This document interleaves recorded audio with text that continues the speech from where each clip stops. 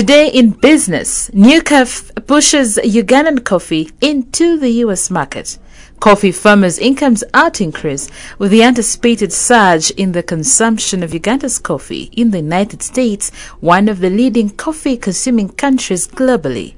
This follows the National Union of Coffee Agribusinesses and Farm Enterprises, NUCAF, successful push of Uganda's roasted coffee from Uganda into the U.S. market. NUCAF is using the African Initiative and Opportunity Act AGOA initiative to penetrate the U.S. market. AGOA enables African countries to sell to the U.S. Joseph Nkandu, the NUCAF executive director, said the enterprise managed to enter the U.S. market through support from the East Africa Trade and Investment Hub. NUCAF is among the few coffee farmer organizations involved in promoting the consumption of finished Ugandan coffees directly produced by farmers in global markets. Owners of small and medium enterprises who want to expand their businesses have a chance to borrow at lower interest from the Uganda Development Bank. The bank has secured a loan worth $20 million, which is about 75 billion Uganda shillings, from the African Development Bank to help SMEs access financial assistance to plow into their businesses. The development follows the approval of Parliament early this year, allowing Uganda Development Bank through the Finance Ministry to secure the loan. This will be a major boost to the SMEs, which often find credit expensive. The SMEs will apply either as individuals or a group such as associations, savings and credit cooperative organizations, among others. A board of 7 directors for the Uganda National Airlines Company Limited has been approved following a parliamentary directive that the budget for Uganda National Airlines shall not be passed without the institution of a substantive board. The airline is slated to get 575.8 billion Uganda shillings in the 2019-2020 national budget estimates. Paul Busharizi, our business analyst, joins us to shed more light on why Uganda Airlines needs capitalization. My name is Lynn Komjisha. Thanks for joining us. I have with me Paul Busharizi. Paul, welcome to the show. Thank you. So the Uganda National Airlines Company is asking government to finance its operations for 7 good years and claims that after that perhaps it can stand on its own. Yeah. We are a bit skeptical about this. You're skeptical? Yes, wondering, after 7 years, why do they want funding, first of all? I thought by the time they, ordered the bombardiers, they were set. No, I think it's true. It's safe to say that if you're going to if you're going to start an airline, you're not going to be profitable from day one. I think that's a non-industry fact. Okay. No one should lie to you. Yes. That kind of thing. So them coming to Parliament to ask for 7 years of support, essentially, that they'll be making losses for at least 7 years. They claim they'll break even after 7 years and then be profitable after 10. Shouldn't be a surprise to anyone who knows anything about the airline industry. Only airline or business-wise? Particularly airline. Other businesses you can break even before 7 years. Why particularly airlines? No, I think the airline, first of all, airlines, there's an issue of trust. The truth of the matter is we're not going to be lining up to jump onto Uganda Airlines from day one. Sure. Want to know, can they go and come back? Can they be on time? Somebody else is doing the guinea pig work. There's some people who probably will fly Uganda Airlines. Yes. And that takes time, and those are losses. So, for example, imagine Uganda Airlines comes and says, we're going to be flying to Nairobi at 10 a.m., at midday, and at 2 every day. So, at 10 a.m., there's no one to fly. But you have to fly you have to make the trip because somebody is in Nairobi waiting for an 11 o'clock flight. He doesn't care whether you have 0 people on this side. That's a cost. Fuel, food, everything. You go. You come back with maybe 2 people from Nairobi. You find no one here, but you have to be in Nairobi at 1 p.m. And that's going to happen for several months. There's no illusion. I hope no one harbors an illusion. Yeah, that's what's going to happen for several good months. So that's why losses are inevitable. I mean, flying is a trust issue. I'm going to fly up there and then I'm helpless. I better be able to trust you. Thank you. Thank you.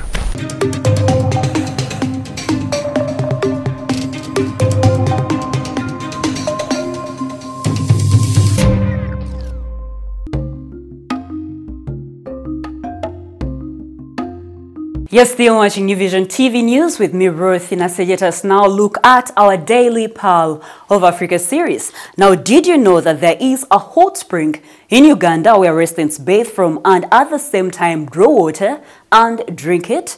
These hot springs are known as Kitagata, located in Shema district. Let's take a look. In western Uganda lies the natural Kitagata Hot Springs. Kitagata Hot Springs is located approximately 2 kilometers southeast of the town of Kitagata, an urban center in Shema district.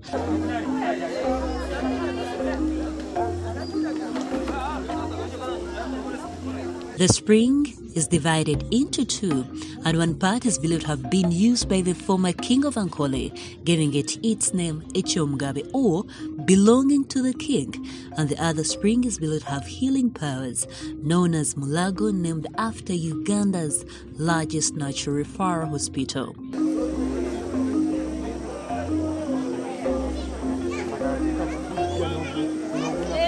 The activities that take place here are bathing from the warm water, boiling of eggs by the locals, and also getting drinking water since there is no need for reboiling.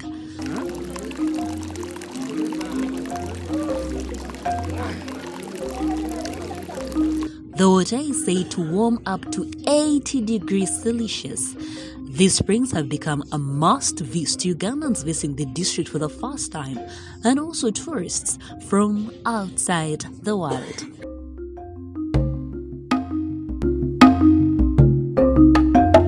For more Pearl of Africa stories, visit our website, which is newvision.co.ug/Pearl of Africa. Our newspaper, The Sunday Vision, is also another home of adventures. Grab your copy every Sunday for Pearl of Africa stories. In our special report today, we look at Uganda starting to make electric buses. Now, the road to middle-income status seems clearer now that the country prepares to boost its industrial base with the production of buses. The buses, to be known as Kabandole, will ply the roads of Greater Kampala. Let's take a look. There is a lot happening in Uganda recently that promises to lift the country from a developing to a middle-income status in years to come. Modern infrastructure projects, including roads and power stations, are bearing fruit, and now there is a car plant being completed in Jinja. This is where Ugandan-made motor vehicles will be rolled out in the near future. Besides the sedan, Kira Motors Corporation, KMC, the national company that is to commercialize the production of vehicles, is in the process of constructing 2 electric buses this year. The new electric buses will be used to support public transport in the country. The 60-seater buses will mainly operate on the Entebbe Express Highway, where 2 charging points will be established at Abaita Ababiri in Entebbe, Wakiso District, and Busega, also in Wakiso District. KMC is in discussions with the Uganda National Roads Authority, UNRA, about the setup of the charging points, which will work as filling stations. The rechargeable batteries of the buses can run for about 100 kilometers before they require charging. Initial bus operations will be used as a pilot to help the government plan how to spread the electric buses to other urban areas in the country. KMC has finalized the designs of the 2 buses, whose construction is supposed to kick off before the end of the current financial year, 2018-2019. According to a plan, which is yet to be revealed, KMC will also embark on making famous double-deck buses, which are christened Kabandole, meaning let them see. Kabandole traversed Kampala and its suburbs According to history, Kabandole buses started operations in the 1950s and disappeared in the early 1980s. Double-deck buses are common in Western capitals including London, where the bus are the city's icon. Speaking to the New Vision newspaper, our sister platform, recently Paul Isaac Musaz, the Chief Executive Officer at KMC, confirmed the bus project. He said it is under development and part of KMC's roadmap. Musazi pointed out that electric buses are geared towards addressing public transport shortages, especially in the Kampala metropolitan area, which covers the districts of Kampala, Wakiso, and Mukono. Construction works of the KMC workshop, where the buses and other vehicles will be built, has started. The construction works are being carried out by the National Enterprise Corporation NEC Construction and Works. NEC is the business and commercial arm of the Defense Ministry and the Uganda People's Defense Forces UPDF. Some of the completed facilities at the site include a 33 kV electricity line connecting the Kira vehicle plant site to the national electricity grid, a piped water system, and access roads. The vehicle plant will be ready by June 2021. According to NEC boss, Lieutenant General James Mugira, UPDF has trained its engineers, both locally and abroad, to handle the construction works. Over the years, they have built capacity and gradually started bidding for big contracts. Mugira said as part of the project scope, NEC will also construct the site's fence and gates, assembly shop, offices, storage areas for materials, overhead water reservoir, and a container yard. The construction works will also include a finished vehicle parkyard, a plant monument, power distribution, and water distribution. Other facilities include information and communication technologies network backbone, drainage, and a waste management system. Once complete, KMC is expected to open its assembly plant to other global vehicle manufacturing firms, which have service centers in the East African region. Musazi, the KMC CEO, is optimistic there will be technology transfer between KMC and other vehicle manufacturers who will be using the facility. In April 2018, Cabinet approved the roadmap of commercialization of the Kira electric vehicle EV project. The government allocated 100 acres of land at the Jinja Industrial and Business Park and a seed fund of 143.7 billion shillings for the project in the period of 4 years from the financial year 2018-2019 to 2021-2022. The fund will cover setting up and kick-starting the operations of the Kira vehicle plant. 24 billion shillings in the financial year 2018-2019. 44 billion shillings will be allocated for the project in 2019-2020, 43 billion shillings in 2020-2021, and 32.7 billion shillings in 2021-2022. Facts about the Kira Motors Corporation. KMC will start with 5,000 vehicles annually and grow its production capacity to 150,000 vehicles annually, which is its ultimate target. The East African community market is projected to increase to over 500,000 pieces per year.